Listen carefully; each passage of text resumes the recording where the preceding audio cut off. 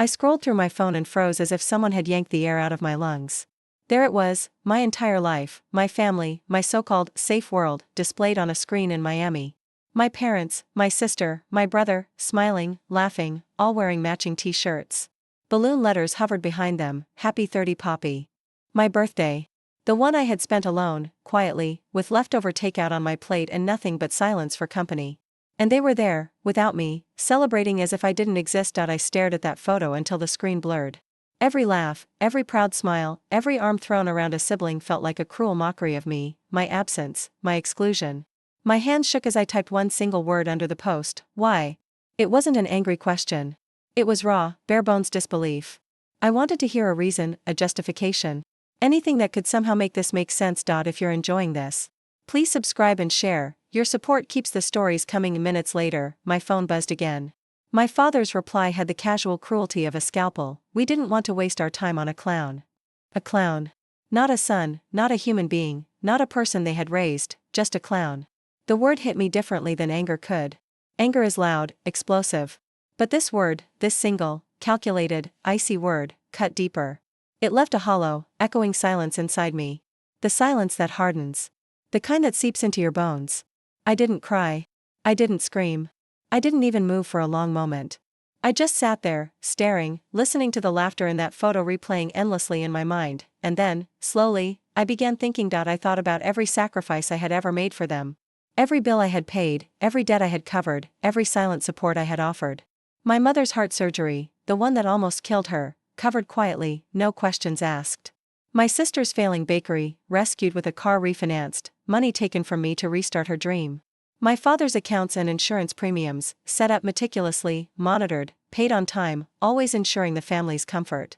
I had believed in family first. I had believed the love they showed was genuine. But that belief had been nothing more than fuel for them, a ladder they climbed without ever looking down. I remembered the little moments first, the cracks that I had ignored. Missed calls. Busy weekend, Poppy. Maybe next time. Ignored invitations.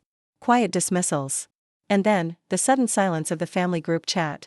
I had assumed fatigue, miscommunication, normal life. I hadn't realized they were planning my humiliation, my absence, and their secret celebration. Later, when I uncovered the receipts, my stomach sank in ways I hadn't known possible. The flights. The hotel. The dinners. Every single expenditure on my credit card, my money, my resources. They had used me, quite literally, to erase me from their celebration. The betrayal wasn't just exclusion. It was the ease with which they had done it. Like I was disposable. Like the person who supported their lives could be deleted with a few taps. I confronted my father over the phone. I expected defensiveness, anger, guilt, maybe even a hint of apology. Instead, he laughed. Don't be dramatic, Poppy. You're always so intense. Intense? The man who had used my credit line to buy a boat, the man whose bills I had silently carried, called me intense. My jaw clenched. And that's when it crystallized for me, this wasn't love. This was use. This was exploitation. This was calculation masquerading as care. Pain turned into a methodical, burning focus. People underestimate silence. People assume that a quiet, composed reaction is weakness. They assume the one who endures is broken. But I was not broken. I began cataloging everything that connected me to them. Every joint account. Every property share. Every trust fund. Every phone line. Every insurance premium.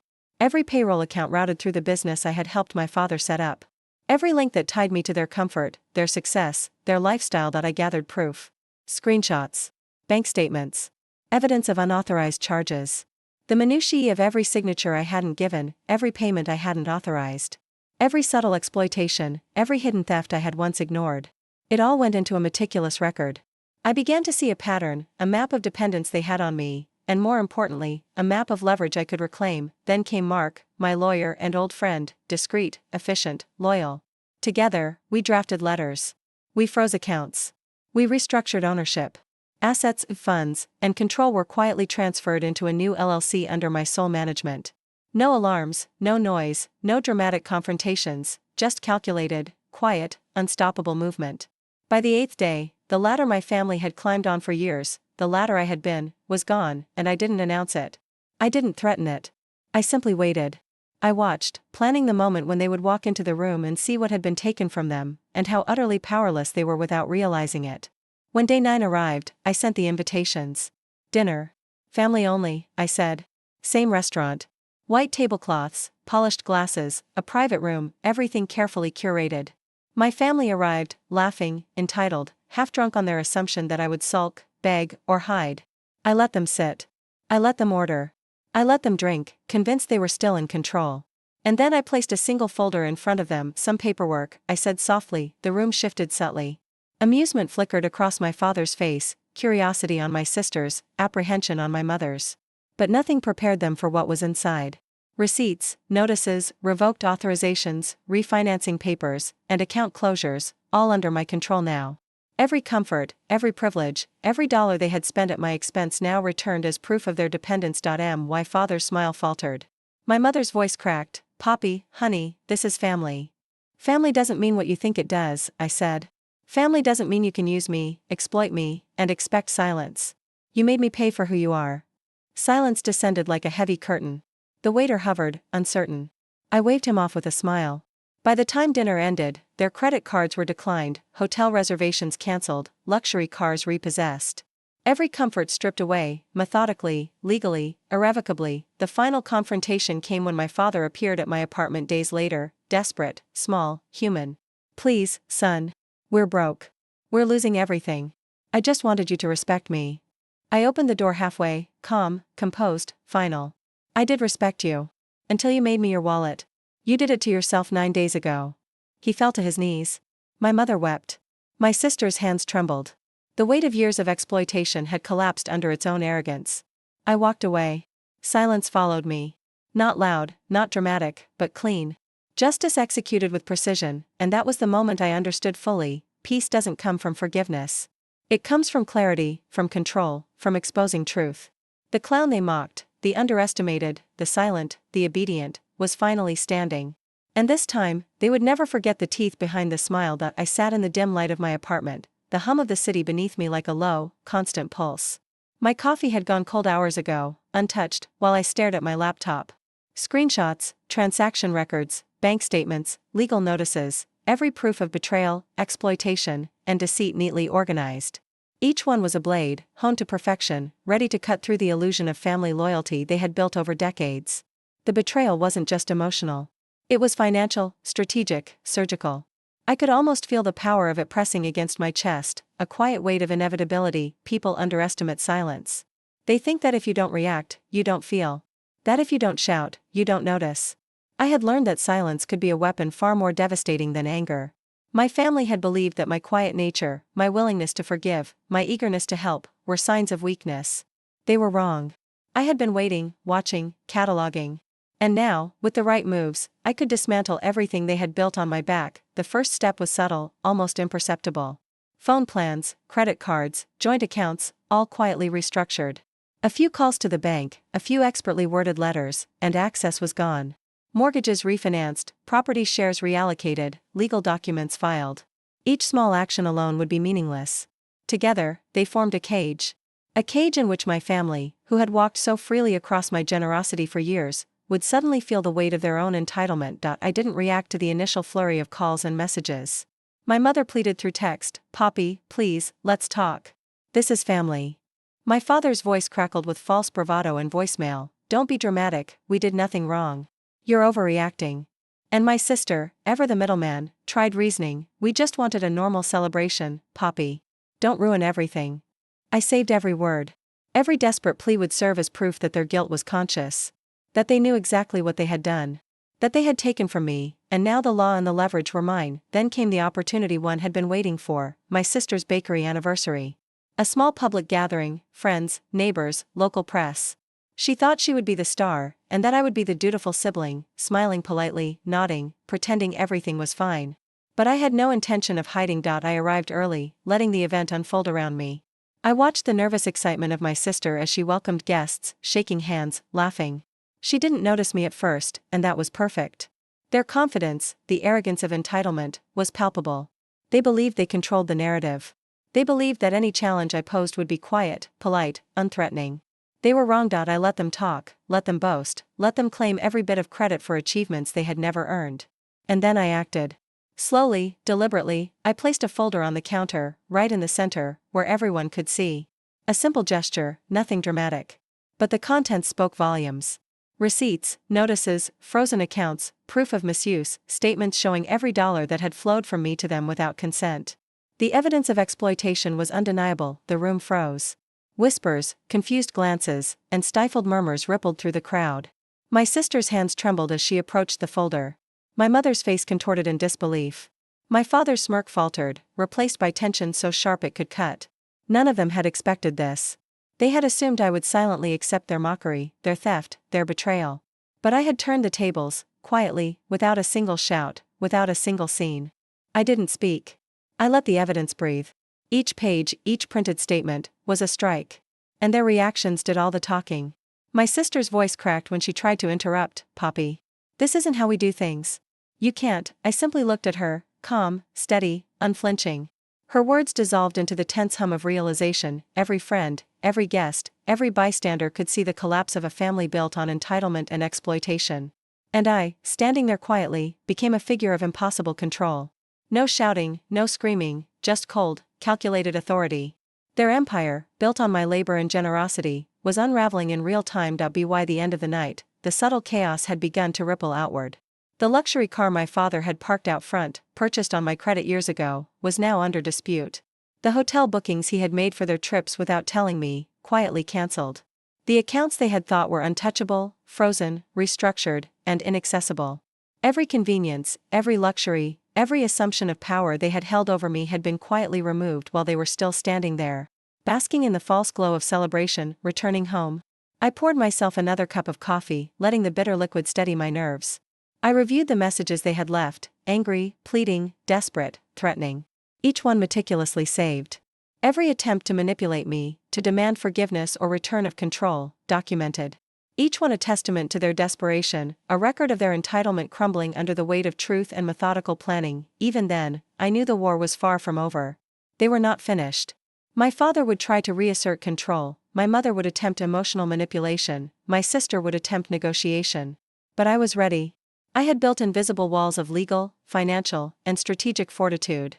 Each step they had taken to exploit me had been catalogued, every loophole closed, and yet, I also realized something essential in the quiet of that night. Revenge was not about spectacle alone. It was about preparation, observation, precision. The public humiliation, the freezing of accounts, the silent dismantling of privileges, all necessary. But the next stage required patience. The true payoff, the emotional and strategic satisfaction, would come later, when their panic reached its peak. As the city lights blinked below. Reflecting against the glass of my apartment, I felt a calm certainty. I had underestimated nothing, left nothing to chance. They would soon learn the full consequences of their arrogance. And when they did, I would be ready, not with fury, but with the full weight of calculated, inevitable justice, because the difference between them and me wasn't strength. It wasn't aggression. It was understanding. They had assumed that my compliance, my patience, my quiet support were weaknesses. I had transformed them into weapons. Every call they made, every threat, every desperate attempt to regain control, only strengthened my position. Their underestimation had been their greatest mistake. And I would exploit it, fully, slowly, and deliberately. The night ended with a quiet, tense satisfaction. Not joy, not triumph, but clarity. The city thrummed beneath me, indifferent and eternal. And somewhere in the shadows of the night, the knowledge settled in, the real reckoning hadn't begun yet. That moment, the full confrontation, the public exposure, the emotional climax, it was coming. I only needed to wait. And when it came, it would be complete, inescapable, and unforgettable. Even as I sat, coffee in hand, watching lights flicker across the skyline, I felt it, the tension before the storm, the quiet before the eruption. The family who had taken from me, mocked me, and ignored me would soon confront the truth. And I, calm, prepared, precise, would be ready to meet it head-on. Because revenge, when executed with patience and intellect, is an art. And I had become its master. The doorbell rang precisely at 7:30 p.m. A sound I had been waiting for, rehearsing for, anticipating like a conductor before the symphony began. I didn't rush to answer. I let it echo through the apartment, letting the tension settle like fog over a battlefield. Behind that door were the people who had spent decades taking from me, my parents, my sister, my father's false bravado, all perched on the illusion that they still controlled me, that they could still dictate my reactions. I opened the door halfway, just enough to see their faces, and it was beautiful in its own twisted way. My father's jaw tightened, my mother's eyes flickered with panic, my sister's hands gripped her purse as if it could anchor her to safety. They had assumed I would be pleading, begging for some semblance of family reconciliation. They didn't know me.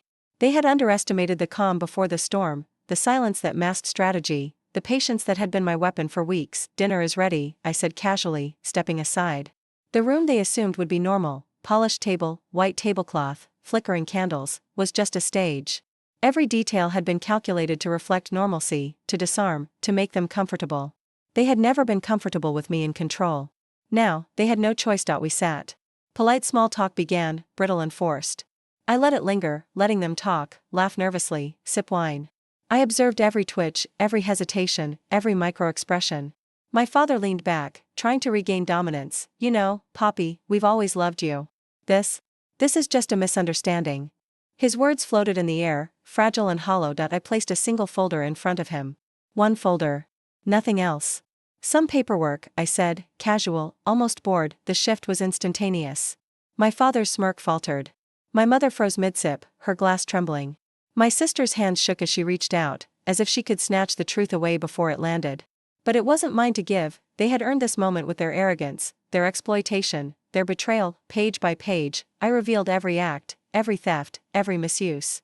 Receipts of unauthorized charges. Statements showing their extravagant Miami trip paid on my account. Mortgage and insurance adjustments they had forced me to cover for decades. Reallocation of property shares.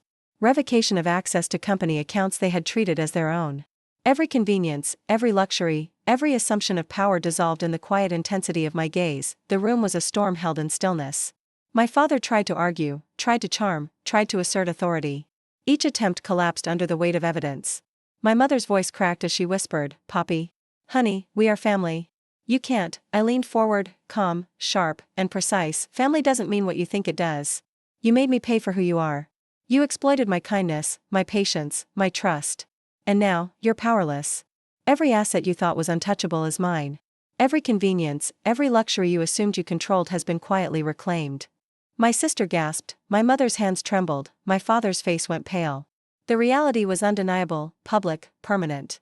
The power they had wielded for decades, subtle, constant, oppressive, was gone.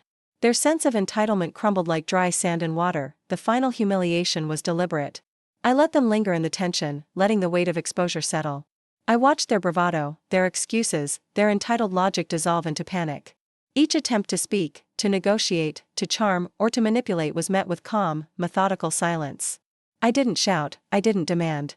I simply held the evidence in front of them like a mirror, reflecting everything they had tried to hide. The night didn't end with dramatic confrontation, it ended with controlled chaos.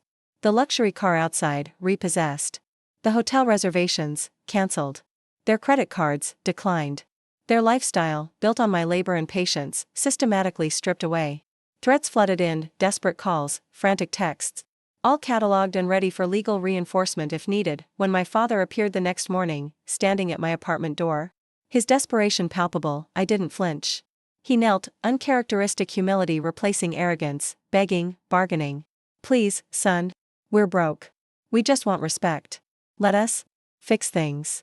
I opened the door halfway, my calm demeanor deliberate. "I did respect you," I said slowly, evenly. "Until you made me your wallet. You did that 9 days ago." Silence fell. Absolute. My power, my control, my meticulous planning had dismantled their assumptions. They had never understood patience, strategy, leverage. I had waited. I had observed. I had acted when the time was right, invisible and silent, unassailable and inevitable. I stepped back, closing the door, leaving them to confront the reality they had created for themselves. And for the first time in years, I felt unburdened, unbound, free. I poured coffee, watched the city pulse beneath me, and let the quiet satisfaction settle like warmth in my chest. No rage, no bitterness, only clarity and precision. Revenge, I realized, isn't about spectacle alone. It's about execution, patience, strategy. My family had mocked me, underestimated me, and exploited me. I had responded not with chaos, but with methodical, undeniable truth. They had built a world on my compliance, and I had dismantled it silently, elegantly, completely. And in that calm reflection, I understood a deeper truth: peace doesn't come from forgiveness.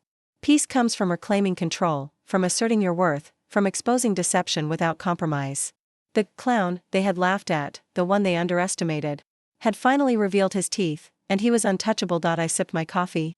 letting the city lights blink across the horizon, reflecting on the silence of my victory. My family was left with nothing but consequences. And I, finally, completely, was free. Freedom doesn't scream. It doesn't demand applause. It sits quietly, confident, watching the world move around it. And now, I was that freedom.